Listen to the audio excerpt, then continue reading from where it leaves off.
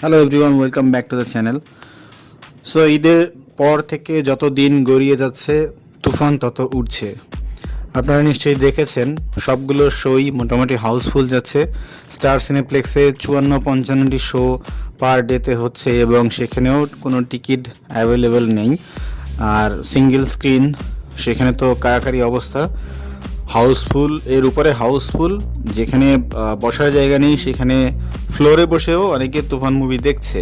রাতের বেলা শো হচ্ছে, mid নাইটের late নাইটের show হচ্ছে, তুফান উঠছে। এখন পর্যন্ত তাহলে কত টাকা ইনকাম করলো তুফান, এর কোনো সুনির্দিষ্ট অ্যামাউন্ট জানা যায়নি, তবে সেটা অনেকে বলছে যে 10 কোটি টাকার গ্রস কালেকশন হয়তো হয়ে গেছে। আমরা দেখেছি একটা পেজে, বিএমআর নামে একটা পেজে, ওখানে দিয়েছিল যে সিনেপ্লেক্স বা মাল্টিপ্লেক্সগুলোতে অ্যারাউন্ড 2.25 কোটি টাকা আয় করেছে প্রথম 4 দিনে। সো এটাও একটা রেকর্ড। কিন্তু যেভাবে এগিয়ে যাচ্ছে সামনে, হয়তো জওয়ানের বাংলাদেশি কালেকশনের যে রেকর্ড ছিল প্রথম 7 দিনে, সেই রেকর্ডটাকেও হয়তো ব্রেক করে ফেলবে। সো তুফান দুর্দান্ত গতিতে এগিয়ে যাচ্ছে। এটা আসলে যারা মেকার ছিলেন কষ্ট করে, তাদের যেই কষ্টের ফলটাই তারা এখন পাচ্ছেন। প্লাস তারা যেভাবে এই সিনেমাটার প্রমোশন করেছেন ধাপে ধাপে, স্টেপ বাই স্টেপ, সেটা কিন্তু ভালো রেজাল্ট দিচ্ছে। দর্শকরা সিনেমাটি লুফে নিয়েছেন এবং প্রত্যেকেই সিনেমা দেখে খুশি। এমন কাউকে পাওয়া যায়নি যিনি বলেছেন যে সিনেমাটা দেখে তার পয়সা নষ্ট হয়েছে।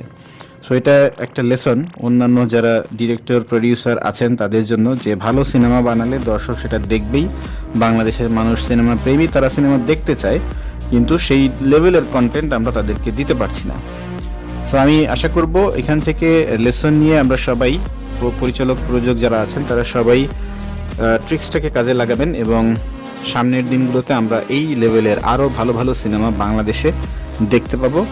আমরা সিনেমা হলে গিয়ে আরও বেশি সিনেমা দেখতে চাই।